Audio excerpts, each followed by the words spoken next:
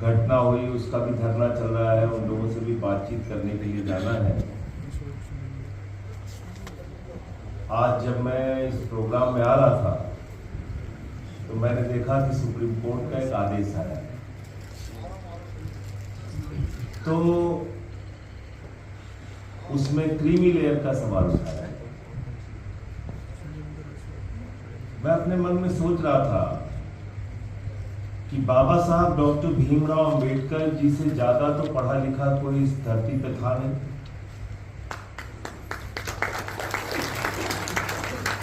कितने विषयों में उन्होंने पीएचडी की, मास्टर किया, और वो व्यक्ति जब किसी कुर्सी पर बैठते थे तो उस जमाने में गंगा जल से उसको धुला जाता था। आरक्षण का सवाल क्रीमी लेयर से जुड़ा नहीं है, सामाजिक व्यवस्था से जुड़ा हुआ है और सामाजिक अन्याय से जुड़ा हुआ है। इसलिए इसको उस विषय में फंसाना नहीं चाहिए। लेकिन बार बार इस विषय को उलझाया जाता है, क्रीमी लेयर का सवाल खड़ा किया जाता है। एसटी, एससी, ओबीसी को जो आरक्षण मिला है वो किस आधार पर मिला है? उसका आधार क्या है? उसका आधार है कि समाज में वर्षों से, हजारों वर्षों से शोषित वंचित तबके के साथ पक्षपात किया गया और जाति के कारण उनके साथ भेदभाव किया गया और जो व्यवस्था थी उसमें उनको आगे नहीं आने दिया गया। डॉक्टर लोहिया ने इस पे कहा कि एक व्यक्ति अगर 0 पॉइंट पे खड़ा है, दूसरा व्यक्ति अगर 20 किलोमीटर आगे खड़ा है, तो दोनों में प्रतियोगिता नहीं कराई जा सकती। अगर प्रतियोगिता करानी है तो जो 0 पे खड़ा है उसको 20 किलोमीटर आगे जो खड़ा है उस व्यक्ति के बराबर लाओ, तब दौड़ कराओ और देखो कि कौन आगे। अभी मैं पूरा ऑर्डर पढ़ूंगा सुप्रीम कोर्ट का क्या आया है, लेकिन मोटे मोटे तौर पे उन्होंने क्रीमी लेयर का सवाल उठाया है जो मैंने पढ़ा अभी यहां प्रोग्राम में आने से पहले। देखिए, बहुत अजीब स्थिति में देश को ले जाया जा रहा है, जानबूझकर ये काम किया जा रहा है। अभी मुजफ्फरनगर में कांवड़ की यात्रा के दौरान कहने लगे साहब ठेले वाले नेम प्लेट लगाएंगे। ठेला वाला जो है,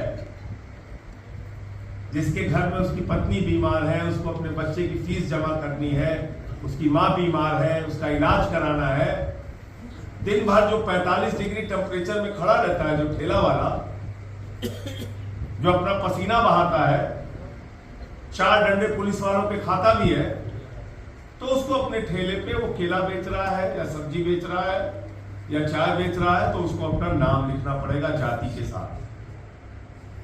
तो इस पे हंगामा हुआ पूरे देश में। अपोजिशन के लोगों ने कहा कि साहब ये मुसलमानों के खिलाफ आप अभियान चला रहे हैं। सत्ता पक्ष के लोगों ने कहा कि नहीं साहब, जो हिंदू है वो तो ये जानना चाहते हैं कि कौन हिंदू है कौन मुसलमान है। मामला सिर्फ यहां तक सीमित नहीं है। मैं पूछना चाहता हूं, जिस मानसिकता के लोग आज सत्ता पर बैठे हुए हैं, अगर कोई जाटो ढाबा लिख देगा, कोई वाल्मीकि ढाबा लिख देगा, कोई निसार ढाबा लिख देगा, तो उसके यहां भी नहीं खाएंगे, उसकी दुकान पर भी हंगामा और हल्ला करेंगे। ये मानसिकता है और इस सच्चाई से मुंह नहीं मोड़ना चाहिए। इसलिए हिंदुस्तान के अंदर 144 करोड़ लोगों की आबादी है। यहां हिंदू भी रहते हैं, मुसलमान भी रहते हैं, सिख भी रहते हैं, ईसाई भी रहते हैं, अगड़ा भी है, पिछड़ा भी है। आपको सबके बीच में सामंजस्य कैसे बनेगा, उसका सबसे बड़ा आधार यह है कि जो लोग भेदभाव के कारण, अन्याय के कारण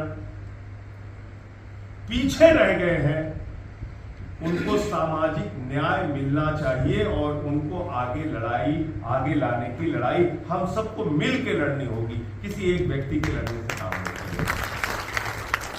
और इसलिए मैं अपनी जिम्मेदारी समझता हूं कि जब भी मौका मिले पार्लियामेंट के अंदर या पार्लियामेंट के बाहर इस सवाल को उठाता रहूं। दुर्भाग्य से जो लोग इस देश की सत्ता पे हैं, उनको सबसे नफरत करनी है। उनको मजा आता है नफरत करने में। उनकी राजनीति है नफरत की बुनियाद पर। उनको नफरत करनी है मुसलमानों से, सिखों से, ईसाइयों से, दलितों से, पिछड़ों से, आदिवासियों से। उनको सबसे नफरत करनी है। और ये बात कोई मैं हवा में नहीं कह रहा हूं, आपके मन में भी पीड़ा होती होगी। प्रभु श्री राम के मंदिर का शिलान्यास हुआ तो तत्कालीन राष्ट्रपति श्री रामनाथ कोविंद जी को नहीं बुलाया गया। क्यों नहीं बुलाया गया? इसका जवाब है किसी के पास?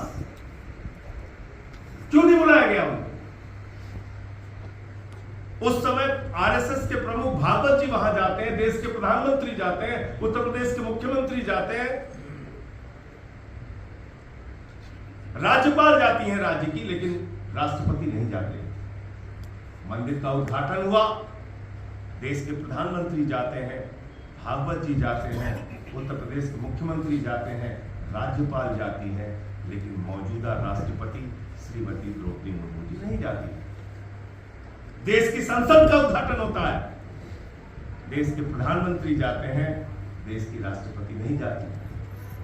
इतने बड़े बड़े पदों पर बैठे हुए लोगों के साथ हजारों साल के बाद, आजादी के 77 साल के बाद आज भी अगर भेदभाव हो रहा है तो क्रीमी लेयर की चर्चा पूरी तरह से बेईमानी है, बेईमानी है और बेईमानी है। ये मैं कहना चाहता हूं। इसलिए आज के अवसर पर मैं आप सबको इस कार्यक्रम के आयोजन की बधाई देना चाहता हूं और एक ही विश्वास दिलाना चाहता हूं, जब भी आपका कोई मुद्दा होगा, कर्मचारियों का, सफाई कर्मियों का, इस देश के अंदर दलित, शोषित, वंचित, अनुसूचित जाति, जनजाति के लोगों का जब भी कोई मसला होगा, आपका ये भाई, आपका ये साथी, अपना ये कार्यकर्ता मान लीजिए, आपके साथ हमेशा कंधा मिलाकर खड़ा रहूंगा।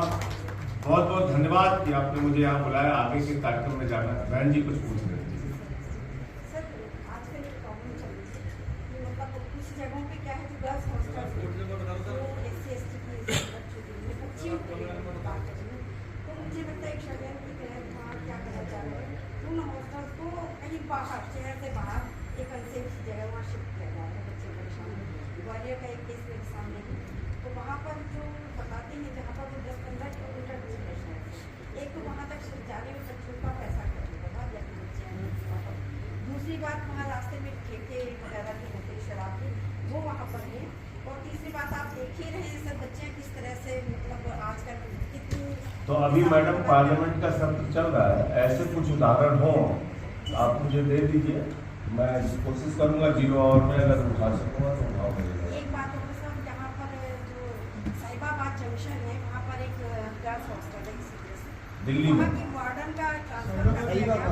साहिबाबाद गाजियाबाद, तो शायद गाजियाबाद में सर, तो वहाँ की जो वार्डन है उनका ट्रांसफर कर दिया गया है सर, लेकिन वहाँ पर कोई वार्डन नहीं है। लड़कियाँ बहुत अनसेफ है। ये तो बहुत स्थानीय मैटर है, मुझे बता दीजिए लोकल जो ये सब इशू है बच्चियों की, आप मैं बात करूँगा, आप दे दीजिए। बहुत धन्यवाद, आभार।